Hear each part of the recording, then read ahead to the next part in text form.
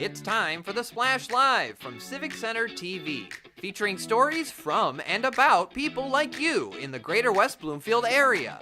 Simulcast on cable, 89.3 Lakes FM, social media, and the web. Now live from Green Media Center on Walnut Lake Road, it's the Splash Live.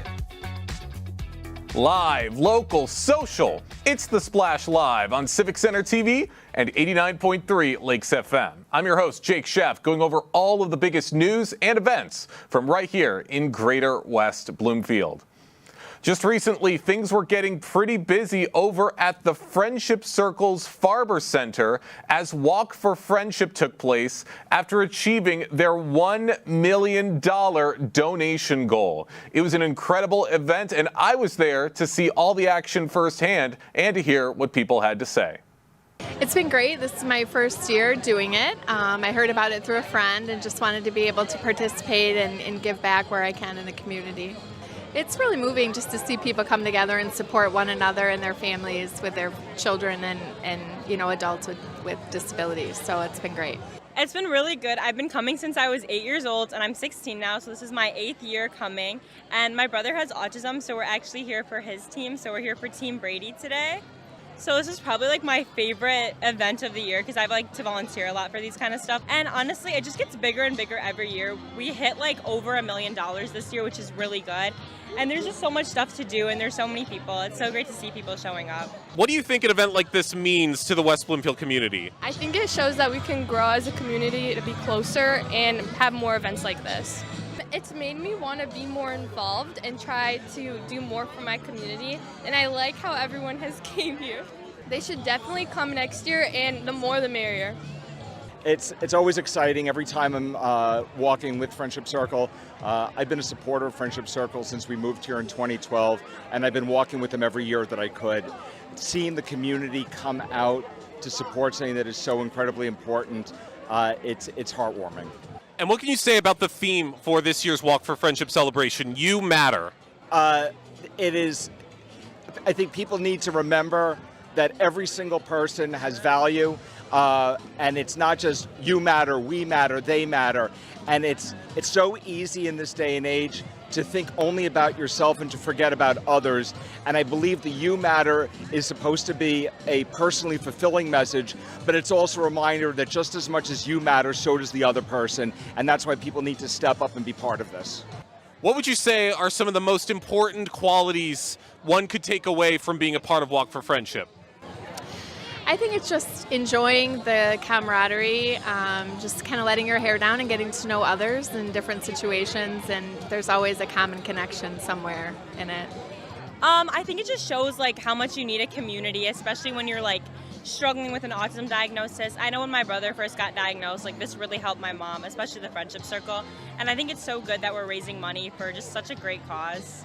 Right now, Friendship Circle serves a community that for so many years has sort of lived in the shadows, has been overlooked, and I think it's been more and more comfortable for people who are special needs to self-identify outwardly, and this is a great opportunity for the community to recognize just how widespread the needs are and to see the value of organizations like Friendship Circle and what they can do to help that community. It was so great to see all the smiling faces out at Walk for Friendship, and it was even more amazing to see them finally accomplish their $1 million donation goal. Can't wait to see what's to come from this event in the many years to come. Tomorrow is the next exciting football match from the West Bloomfield Lakers. After a dominating performance last week against Dearborn, they are set to take on Southfield A&T tomorrow at 7 o'clock. You can catch the action right here on Civic Center TV and hear exciting play-by-play from Tyler Kieft and Matt Catoni. Earlier this week, Tyler dropped by West Bloomfield High School to speak with head coach Zach Hilbers to hear what he had to say regarding their exciting first week win. I'm Tyler Kieft alongside West Bloomfield Lakers head coach Zach Hilbers. The Lakers 1-0 after an opening win against Dearborn Fordson, 37-0, and coach, for the second consecutive year, your team with a blowout win here at Lakers Stadium in week one. Your overall thoughts coming out of those first 48 minutes? Well, I guess the final score is about exactly what you would want if you could pick and wish for something. But it looked like a week one. We made our fair share of mistakes, as I know they did too. Luckily, it didn't cost us on the scoreboard, but it's just stuff you got to work on and get better if you don't want it to cost you down the road. The defense definitely showed up to play. 7 returning starters. You kind of expected them to be on top of their game, even as much as you can be with all the week one jitters in play. But what was really impressive was the way your offense got into rhythm. 4 returning starters, basically an entire new offensive line, a young quarterback getting his first varsity reps, leading most of the game in Jackson Carver. How impressed were you with their performance over a pretty tough and veteran defense from Fordson?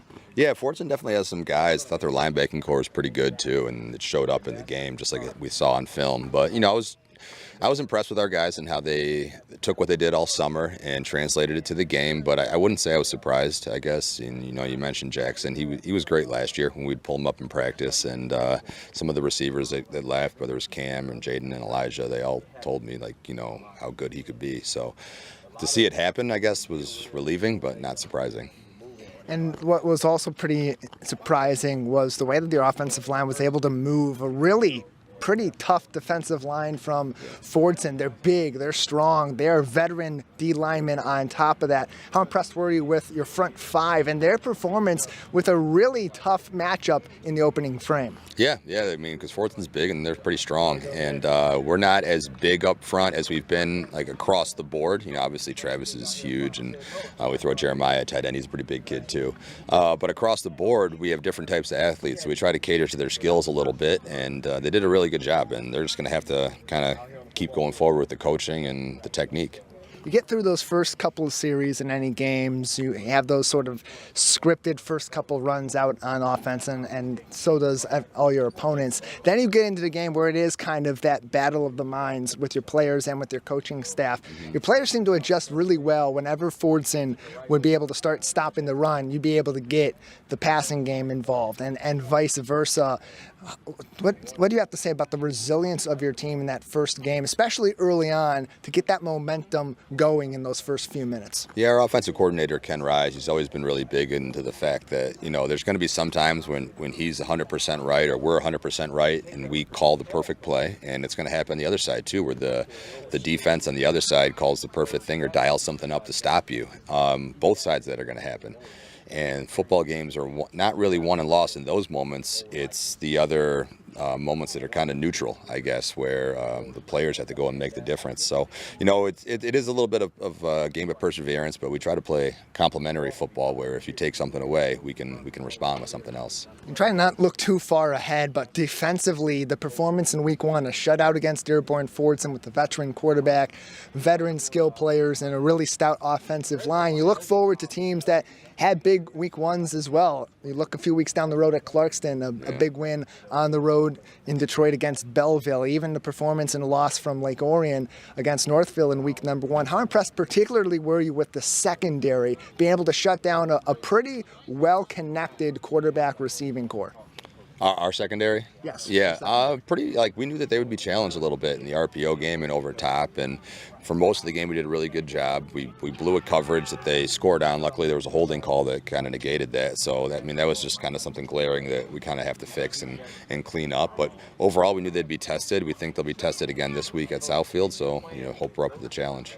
And the help defense was also a big factor in there. You think about the fumble that was forced that led to a touchdown. That came from a big hit and then a good stick-to-itiveness to keep your eye on the football and see that ball's popped out. We got an opportunity and a quick set of blocking also to open up a hole. The teamwork, I think, was something that stood out really well for your defense against Fordson. How important is that, especially getting established in week 1, for your guys to be able to make supportive plays, especially in space on defense? Yeah, I think we flew around pretty well.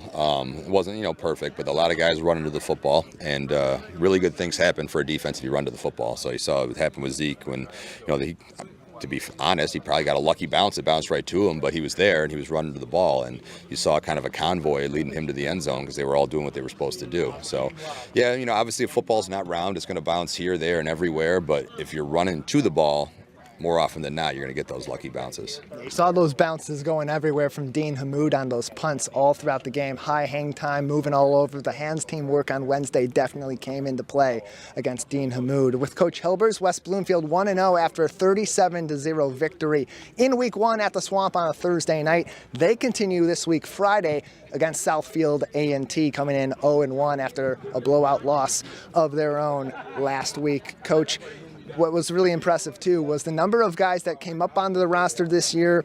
4 starters coming up on the defensive side, 7 new starters on the offensive side, and we saw some of the new Jimmies and Joes really get involved well in this offense and acclimate early on. Offensively, Cam Hall and Joel Davis played really well also from the backfield. Defensively, Kalik Robinson stepped up into a starring role, and you had guys like Ezekiel Davis have big games too. How important was it for some of those younger guys getting into the mix to figure out their role in Week 1 and really cement themselves into it as we get into the thick of the season?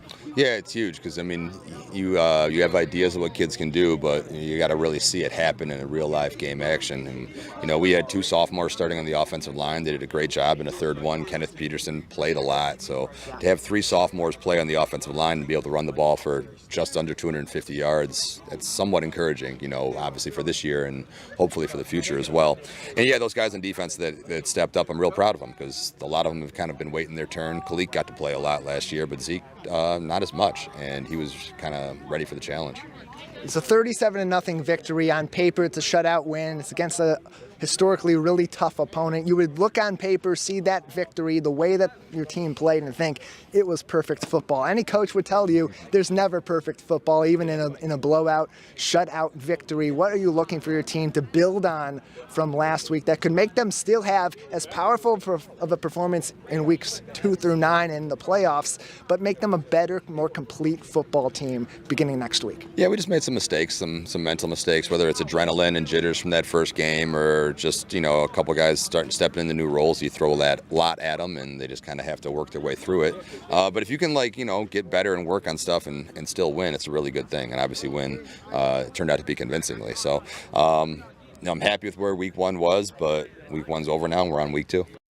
After such a strong performance against Dearborn-Fordson, I can't wait to see what West Bloomfield has in store against Southfield A&T. Make sure you catch all the action right here on Civic Center TV to see the game firsthand.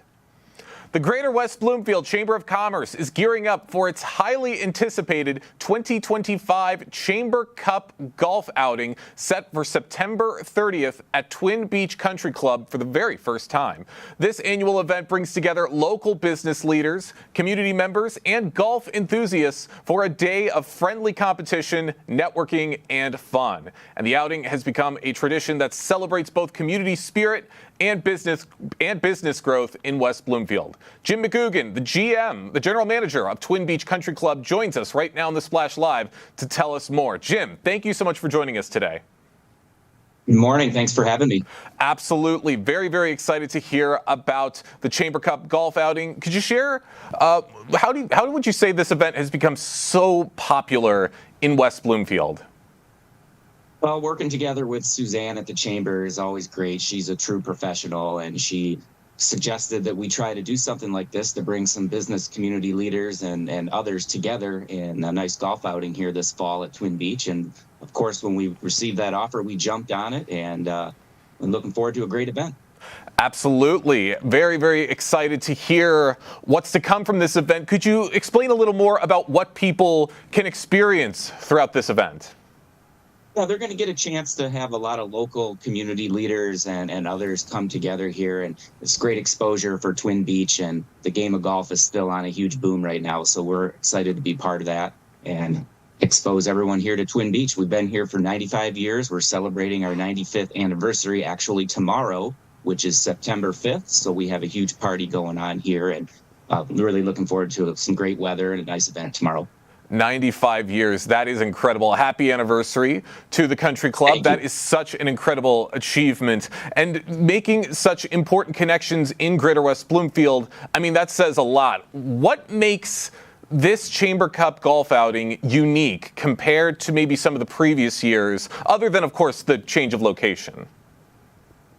Well, since we've never hosted it here before at Twin Beach, it'll be a nice new piece of variety for all of the chamber members to see what we have to offer. We've got a 9/18 hole golf course with double tees and double greens. So we sit on about a 60-acre property, so it's our way to create as much variety. But there's not a whole lot of 9-hole clubs in the area that can also be played in 18 holes. So I'm excited to show all the players what we have to offer. And our course conditions are phenomenal right now. Our superintendent's been with us for 27 years, and I'm excited to show them what we have to offer.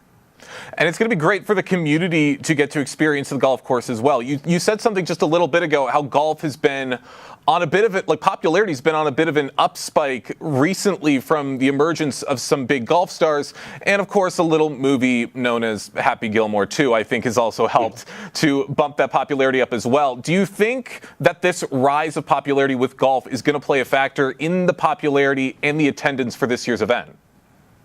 Oh, I think so for sure. I know a lot of people were excited about Happy Gilmore too, and I recently watched it. It was pretty funny. I was always glad to see a remake come back, and any little thing for whether it's Top Golf or all these pop-up golf simulators across the state or new golf courses popping up. It's great for the game of golf, and it helps ensure our longevity of the game. I've also seen the movie as well. Highly recommend it. For those just joining us right now on the Splash Live, I'm talking with Jim McGugan, the general manager of Twin Beach Country Club, who's talking about this year's 2025 Chamber Cup golf outing, which is going to be taking place on September 30th. And this is all in conjunction with the Greater West Bloomfield Chamber of Commerce. And let's talk about that for a minute. What role would you say that they play in organizing this outing, and how would you say your partnership has evolved with them over the years? Well, I've been here with Twin Beach for 10 seasons now, and the moment I arrived, we looked at Chamber of Commerce's, and the West Bloomfield Chamber of Commerce made a lot of sense for us. The partnerships are great. Suzanne does a wonderful job making connections between various members and exposing them to what everyone has to offer. And I think that just leads to a better business community and stronger growth for all the industries that are members of the Chamber. That's absolutely right. And events like this play such a big role in helping to preserve those very important business relationships. How would you say those relationships can be improved by events like the Chamber Cup? I think bringing people together and getting to know each other and networking. And we use a lot of our chamber members for work that we do here at the club, whether it's in need of a locksmith or plumbers or anything like that. So it's great to have those resources, and we'd like to support the local community as well.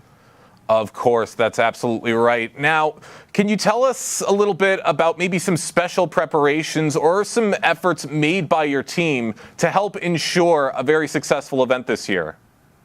Absolutely. From setup table to our electric carts to golf course conditions, we'll make sure we nail all the detail items. We want to show our fellow chamber members that we have a great operation here, which we do. Our membership is just about sold out in every category. And in fact, we were just named in the top 20 best courses to join in terms of private clubs for under $25,000 by Country Club magazine. So I'm excited to show the chamber members some of those things that we have to offer here at Twin Beach. That is amazing, and that's certainly going to help, I think, inspire a lot of people to check out this event and to maybe get started breaking out the golf clubs and to try out the sport for themselves. Now, as we said, this is your first time hosting this year's event. Looking ahead, what are your hopes for the future, and do you see yourselves hosting this event down the road?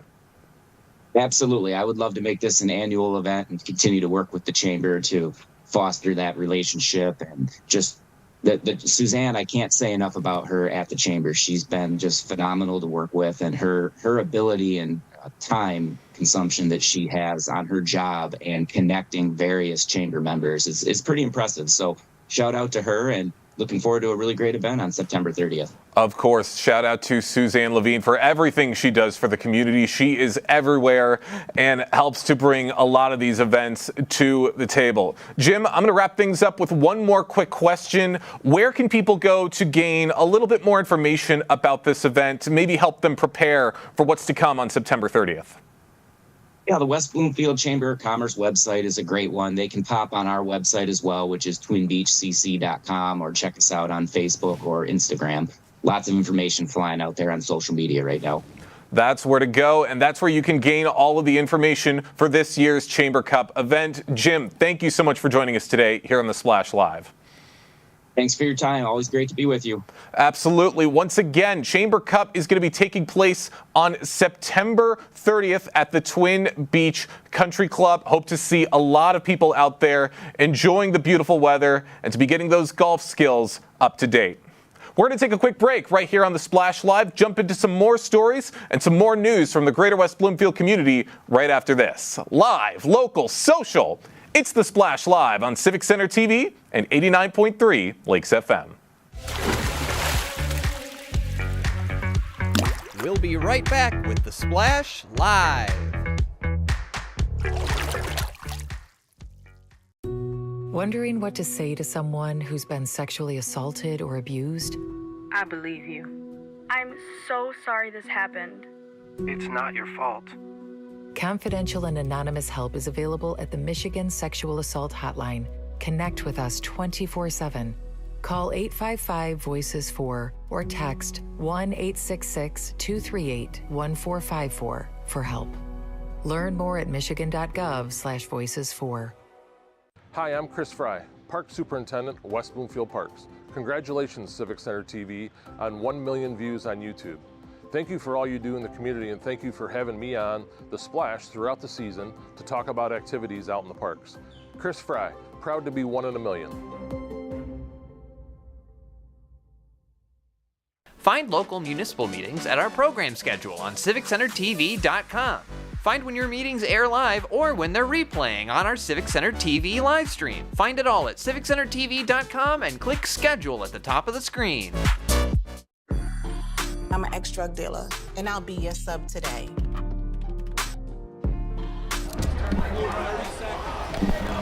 Two milligrams of fentanyl can be lethal. A lethal dose is in here. Who gets it, I won't know. It's cheap, it's potent, and it's profitable. The sad reality is fentanyl is being mixed into everything now. More kids should know. Floodwaters can rise fast. Take precautions to stay safe. Follow the instructions of local officials and all emergency notifications. If authorities say evacuate, don't wait. Do not walk, swim, or drive through floodwaters. Just 1 foot of water can sweep away a vehicle. Never drive around barricades. You don't know what danger may be on the other side. For more tips on how to protect your family, visit ready.gov/floods.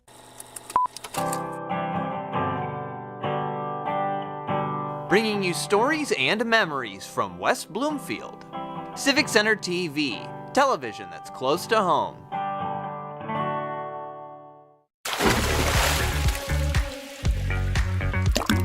And now, back to The Splash, live. Live, local, social. It's The Splash Live on Civic Center TV and 89.3 Lakes FM. I'm your host, Jake Sheff, going over all of the biggest news and events from right here in Greater West Bloomfield. The DCC, the Detroit Crime Commission, is celebrating the 10th annual Love, Tennis, and Pickleball Mixer on September 27th, showcasing a decade of community engagement and support. It's a chance for people to enjoy tennis team format play, followed by a pickleball scramble with playoffs and prizes. And all proceeds benefit vital DCC initiatives. Joining us now to tell us more about the event is the organizer, Stephanie Yates, and co-chair of this year's event, Renee Roth. Thank you both so much for joining us today. Thank you for having us. Absolutely love hearing about events like this to help bring the community together. Stephanie, I'm going to start with you. This year marks the 10th anniversary of the Love, Tennis, and Pickleball Mixer. How would you say this event has evolved over the past decade? Thanks, Jake. The Tennis and Pickleball Mixer has evolved over the past 10 years by growing every year and changing locations. We started on a grass tennis court called Wesson out in Pontiac, and now we are at Pine Lake Country Club by the water. Outside, it's beautiful, and our guests absolutely enjoy coming to Pine Lake for this event. We had about 50 people originally, and now we're close to 100 people that come out and play in our event annually. Wow, I mean, you could definitely hear how much this event has grown in popularity over time. That is amazing to see. Renee, how would you say hosting this event at Pine Lake Country Club helps to add to the overall experience?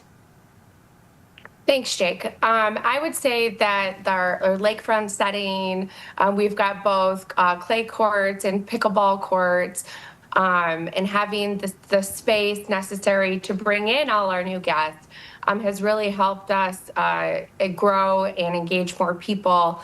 It's an easy setting to get to, and a lot of our patrons just love, watching the sunset afterwards as we have our mix and mingle and our silent auction, and it's just a great place to come out for a good cause. That's absolutely right. And as I said before, there are great tournament formats with this event. There's tennis team play, and then there's the pickleball scramble. How would you say these formats encourage participation and fun? So it encourages everybody at different levels to come in and play. You don't have to be a great tennis player or a great pickleball player. You could be a first timer. They can come out there and learn the rules, and it allows for the formats to create kind of a team mentality, so where you're working together as a team, and there's even little prizes involved. So it's a great way to encourage people to get out and have fun, and bring community together. That's absolutely right. And I mean, when you say prizes, that's definitely going to garner a lot of attention and a lot of popularity for events like this.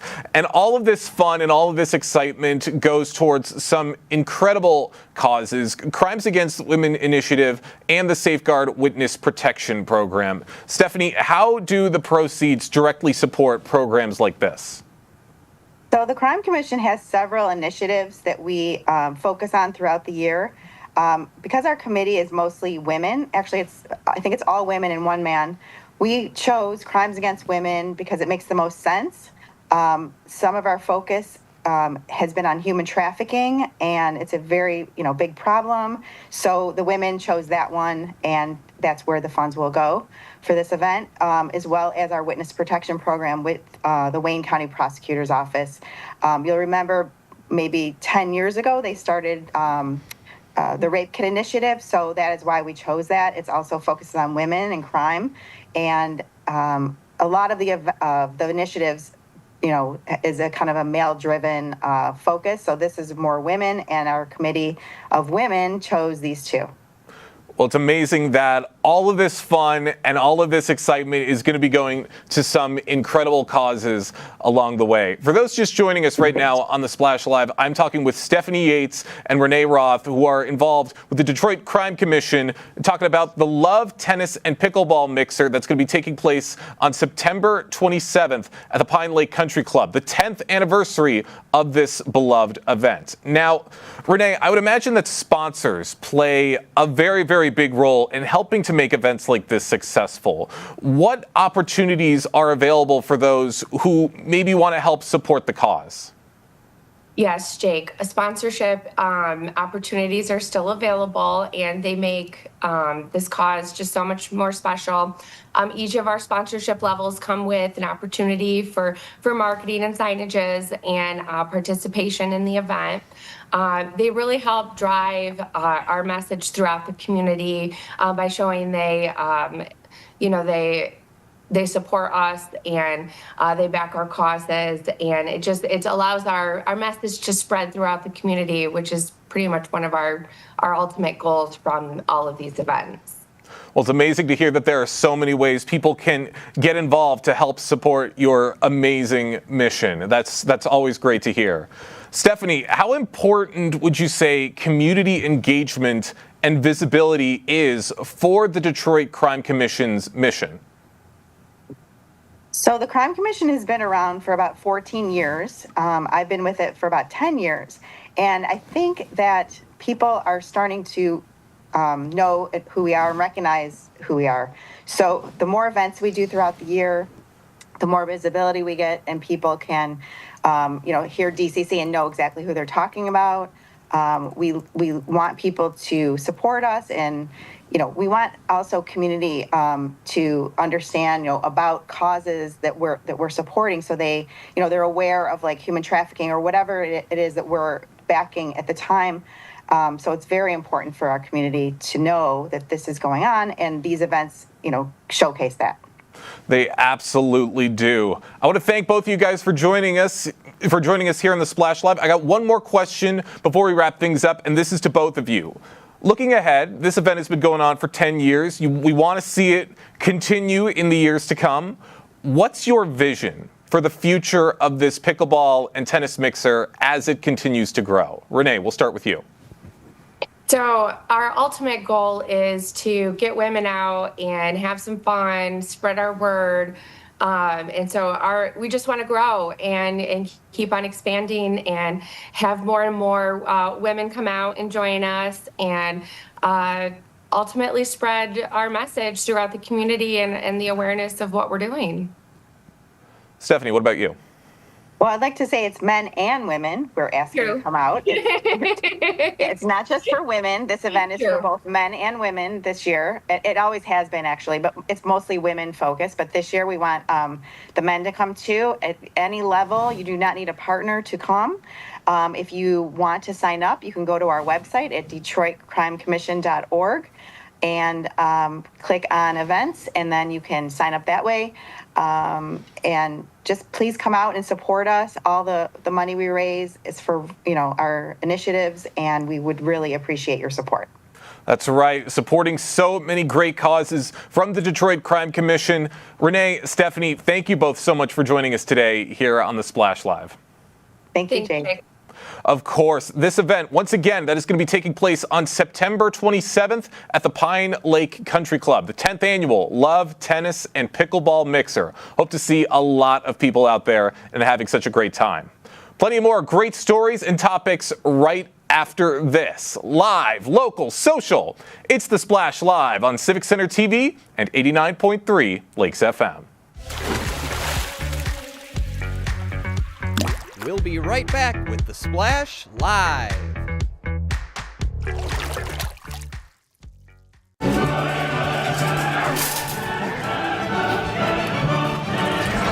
Can't be late to your own party. Hurry up! Hurry up! Ah! Do not cut me off. It's her fault? Her fault? Ah! You kidding me? Honk, honk, honk! Honk, honk, honk! Honk, honk! Late! Out of my way! Honk! I hate construction!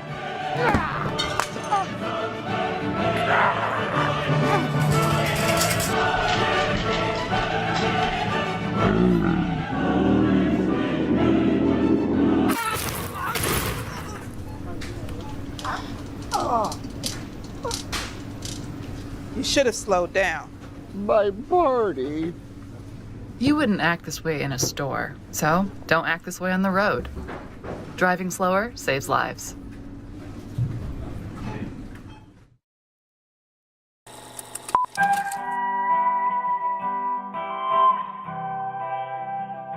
Bringing you stories and memories from Kego Harbor, Civic Center TV, television that's close to home.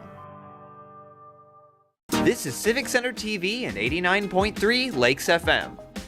On cable and the radio. On the web too, and on social media. Civic Center TV, television that's close to home.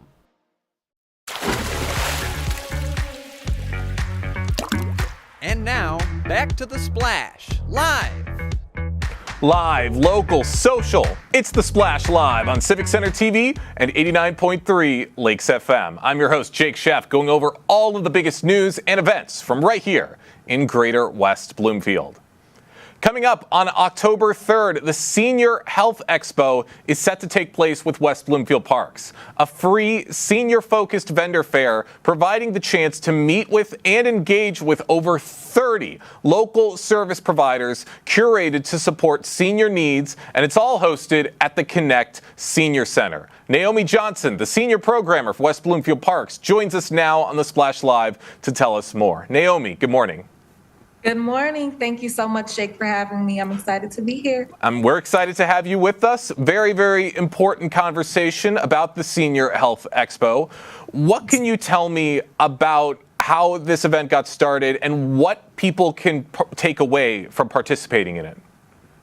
Absolutely. So our Senior Health Showcase actually started over 15 years ago.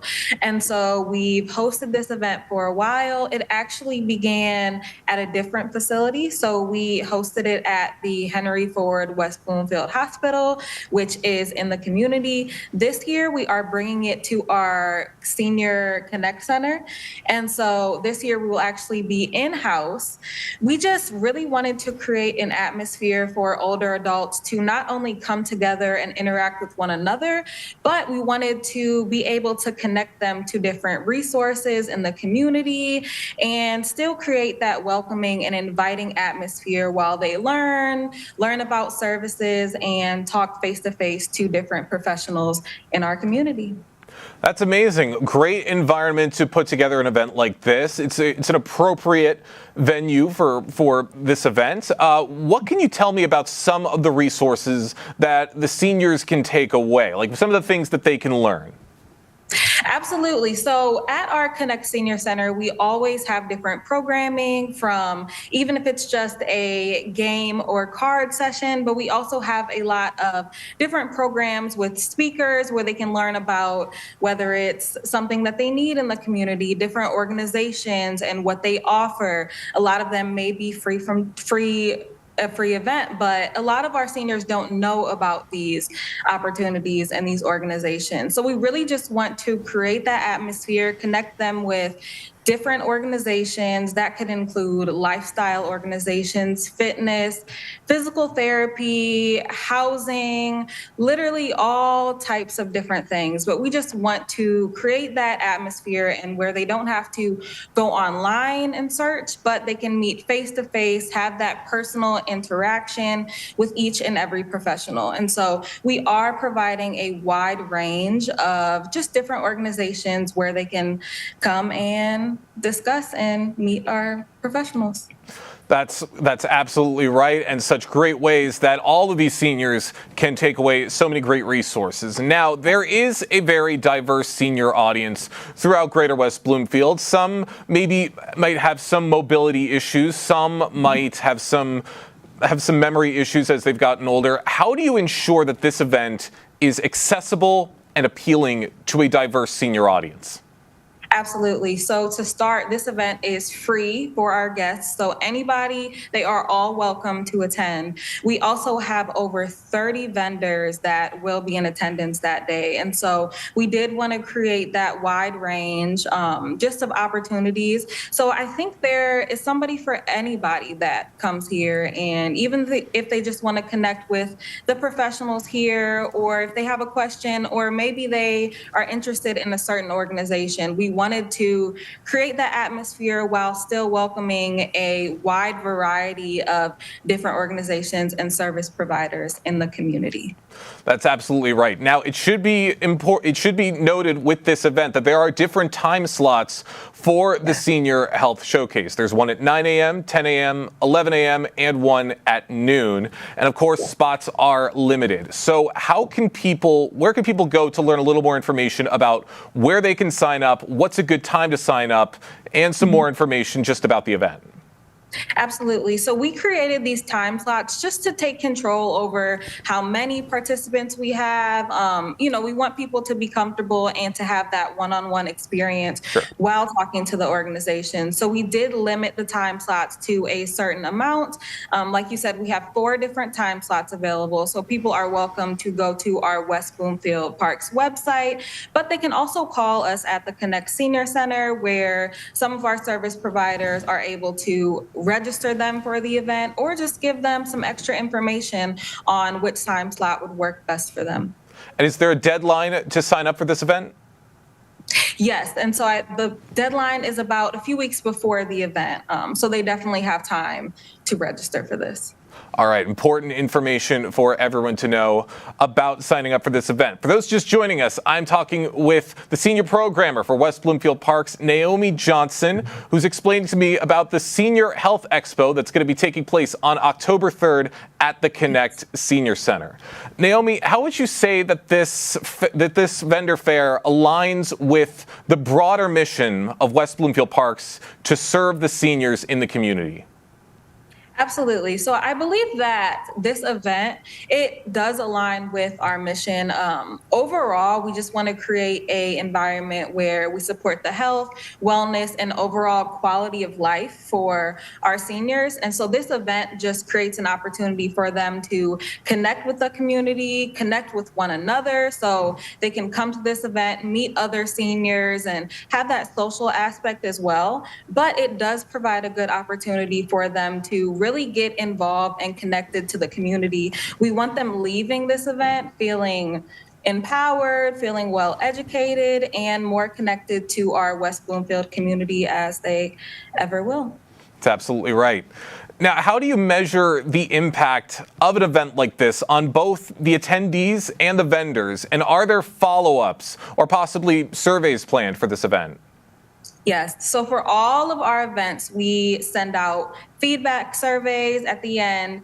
I think for us, it just really helps us get a picture of how did our event affect anyone that attended, what impacts happened at the event, what they enjoyed most, what they enjoyed least. So it really just allows us to get that feedback, improve for next year or whatever event that we have following up. So we always do send a vendor survey as well as surveys to our participants just to let us know how can we make this event better as we continue to move forward.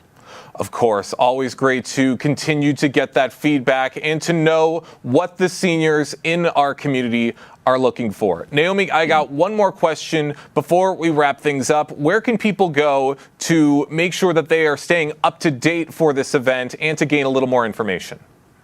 Yes, so there are various ways to keep in contact with us. We have our West Bloomfield Parks website where you can visit that website. You are able to register as well as get a little bit more information about our Senior Health Showcase. We do have social media, and so if you go to our Instagram page, you can also learn about all of the programming we have there. And then you can also call either our West Bloomfield Parks phone number or call us right here at Connect, and we can definitely give you that one-on-one information and just help you from there. So there are various ways where you can contact us and get that information.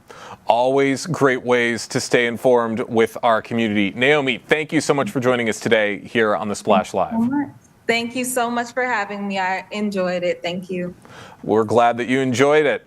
Once again, the Senior Health Expo is going to be taking place on October 3rd at the Connect Senior Center. Hope to see a lot of people out there.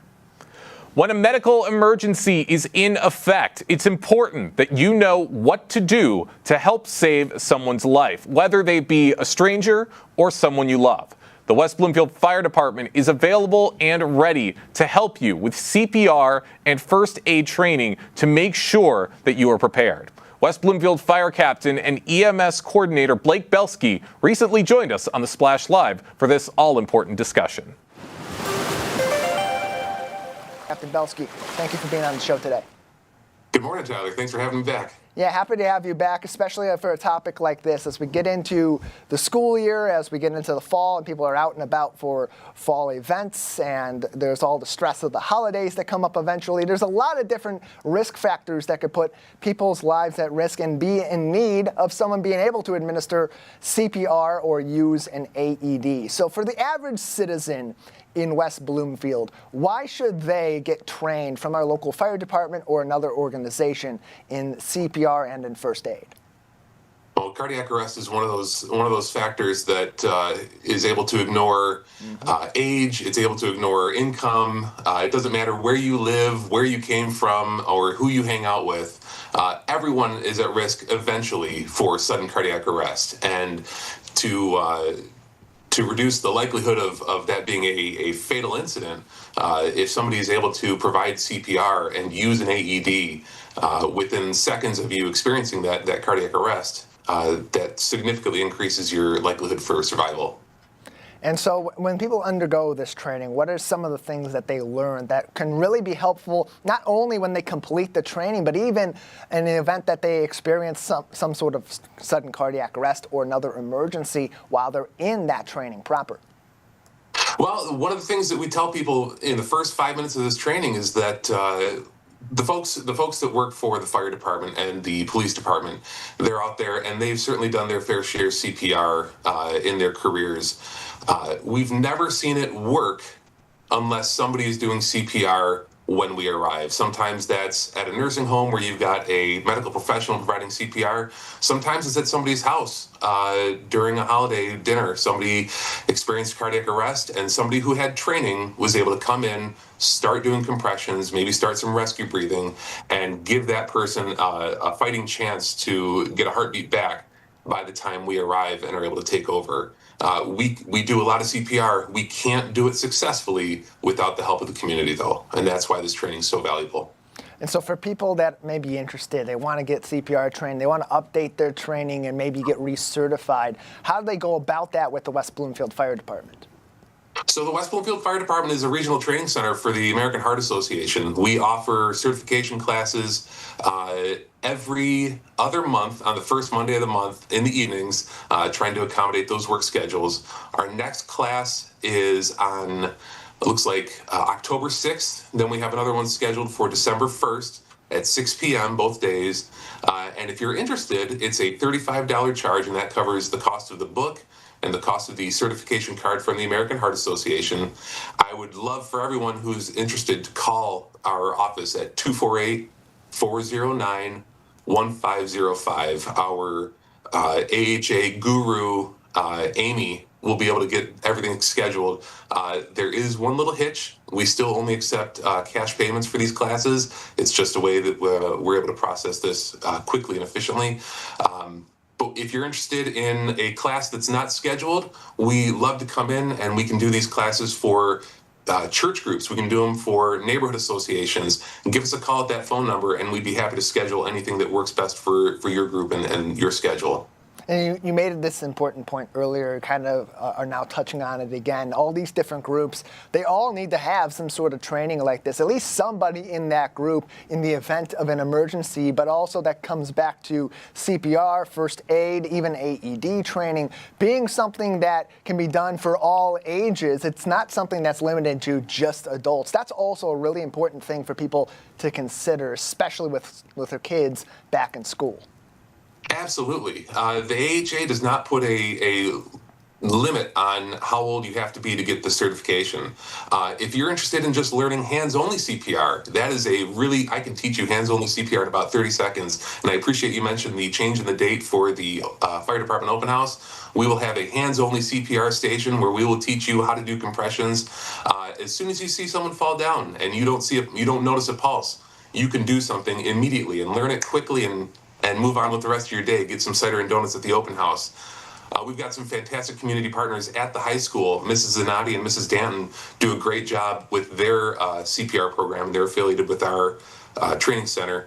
The student Matilda Edwardson has done a really fantastic job with her WB Has Heart program, getting CPR education out to her peers at the high school. It's been really fantastic to work with everyone over there.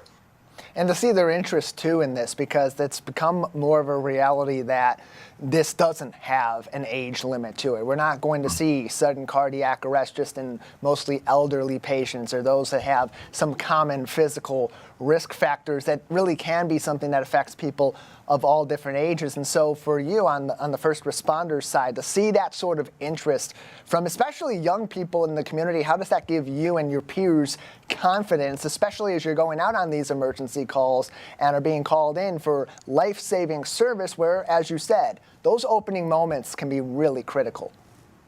Absolutely. We've been very fortunate in West Bloomfield to have the support of the community when it comes to a reliable tax base or people coming out and seeing what their tax dollars are paying for at the open house. But that support goes so much further than just making sure that you're up to date on your taxes. to support your community by learning CPR, to save the people who live next door, save the people that live in your house, shop at your grocery stores. It's really wonderful for us to see because, we've only got so many tools, and it's going to take us from the time somebody calls 911 to the time our crews can arrive. It could be 5-7 minutes from phone call to arrival on scene. And that 5 to 7 minutes is a long time for your body to go without a heartbeat. So the sooner somebody is able to jump in there, it certainly makes our job a lot easier. And there's really nothing better than doing CPR on somebody and feeling that pulse come back, seeing a blood pressure, and maybe 2-3 weeks down the road, seeing that patient walk out of the hospital. It really is a wonderful thing, and it makes everyone on our crew smile.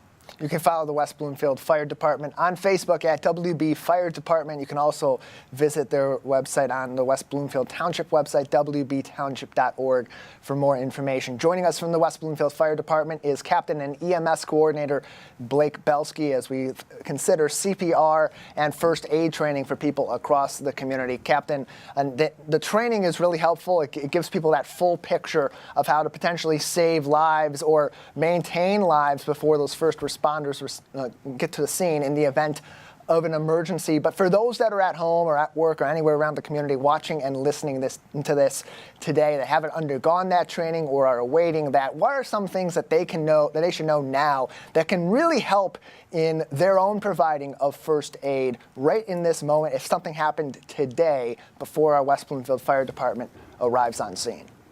Sure, and a lot of people, even with that, the knowledge and the skill set after they get the training, it's a big ask to ask somebody to intervene. Early identification. We love prevention, but we love early identification. If you see somebody collapse, go up and see if they're okay. And if they're not okay, whether they're breathing or they're not breathing or they're choking or you can feel a pulse, you can't feel a pulse, the next step after you've identified that something is wrong is call for help. Call 911, get these crews on the road. Our police officers are constantly patrolling. Sometimes they're able to arrive even before the fire department on these cardiac arrest issues. And they've got AEDs in their car. They've got CPR certification as well, and they can get things moving along sometimes before our fire department crews arrive with their advanced equipment. Figuring out that something happened that shouldn't have happened and then calling for help. Those are the biggest things we can do if you don't have the skills or the comfort really to start providing those interventions yourself. And just one more time for us, you did mention in passing earlier on in our conversation today, those opening moments, you see somebody collapse. You've identified that someone maybe is having a cardiac arrest or other emergency incident. Those first 30 seconds, first couple of minutes, just how vital are those and the response from the people around those individuals in a matter of life and death? I mean, every second counts, Tyler. We can compare it to holding your breath. When somebody stops breathing, they're not breathing. Try holding your breath for 30 seconds, 60 seconds, 2, 3, 4, 5 minutes until the fire department is able to arrive and start breathing for you. It usually doesn't work out well for the person that's trying to hold their breath that long. If you can't breathe, the sooner somebody's able to start breathing for you, the better your outcome will be. All the more reason to undergo some of this training from our friends over at the West Bloomfield Fire Department. CPR, first aid, AED training, all through the West Bloomfield Fire Department, or they can point you in the direction of other local organizations that can also help you with that vital training. Captain Belsky, thank you as always for your time. Thank you, Tyler. I appreciate you having me. Very important and very crucial training that can literally help to save somebody's life. So we really appreciate Captain Belsky for taking the time to talk with us here on the Splash Live. Step back in time and discover the rich history of Pine Lake at the Pine Lake Marina Tour. This engaging program will highlight the long-standing marina, the once popular water taxis, summer camps along the lake, and so much more. Historian Brian Golden recently joined us on the Splash Live to tell us all about the event. Brian, thank you so much for joining us today. Hey, my pleasure, Jake. Thank you. Of course. Now, Pine Lake has such a rich history. Can you share a little bit about the marina's origins and its role in the community over the years? Absolutely. That marina has been around for over 100 years. which is absolutely amazing. And the reason why I know that is because the Interurban, which was a electric rail transportation system, today we would call it light rail, ran out from the city of Detroit all the way up Grand River to Orchard Lake Road. And then it ran up Orchard Lake Road into West Bloomfield Township, Sylvan Lake, Orchard Lake, and it ended up in Pontiac.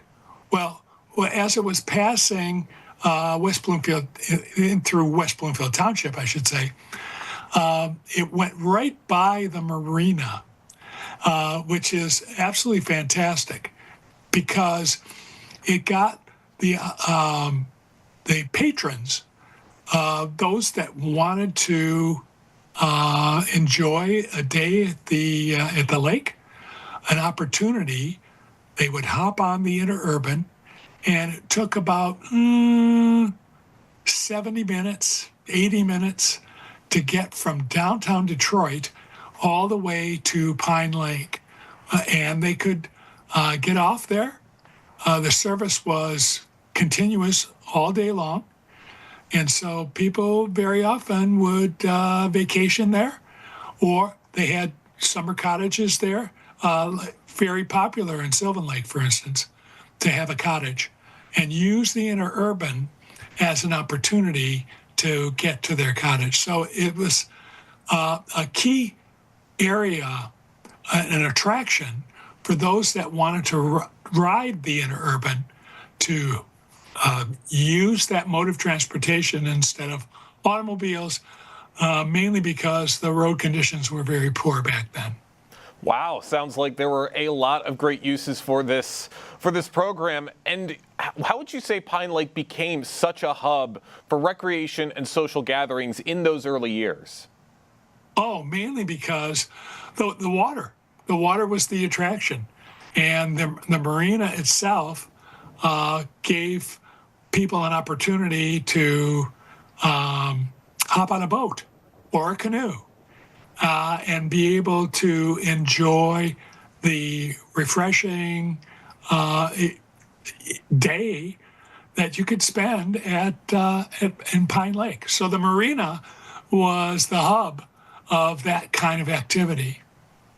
Awesome. Now, as we said earlier, the tour is going to be highlighting the water taxis, the camp on Pine Lake, and trolley transportation. I know it might be hard to narrow it down, but which of these stories do you find the most fascinating, Brian?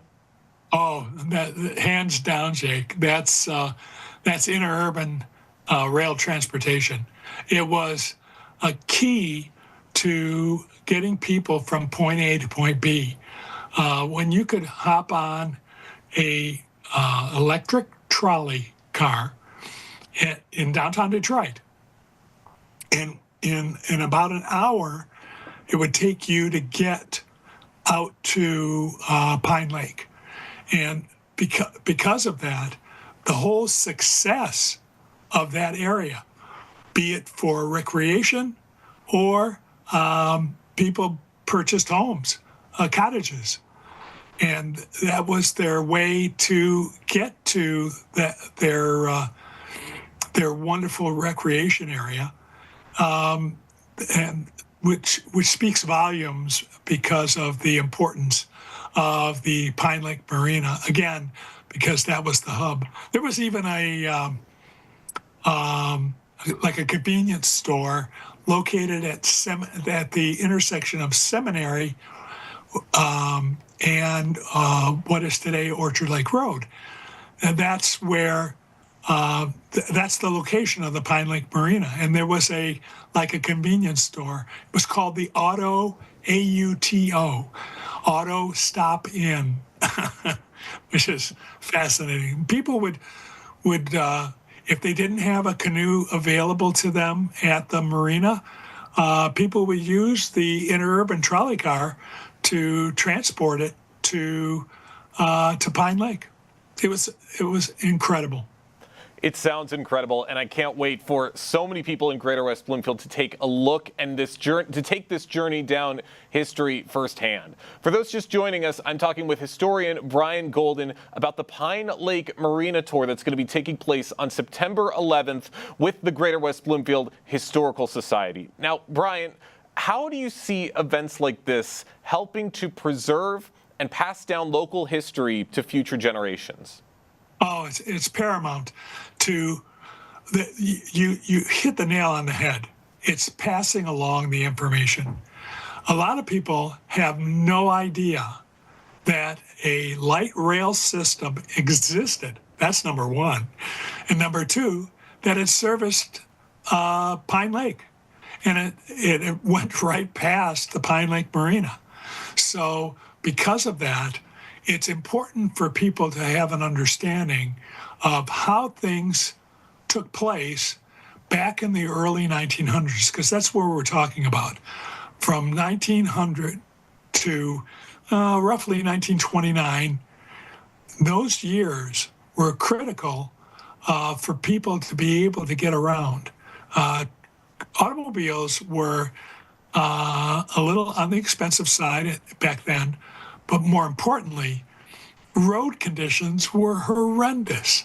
And that's why hopping on a light rail system like the Interurban, it was called the Detroit United Railway. DUR was the acronym. But it was important that they be able to get to these areas. And if you're dealing with dirt roads in the springtime, forget it, because the dirt roads turn into mud.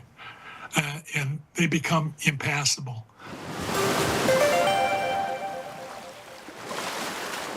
You can check out our full interview with Brian Golden on CivicCenterTV.com to learn more about the Pine Lake Marina Tour. That's going to do it for us today here on the Splash Live.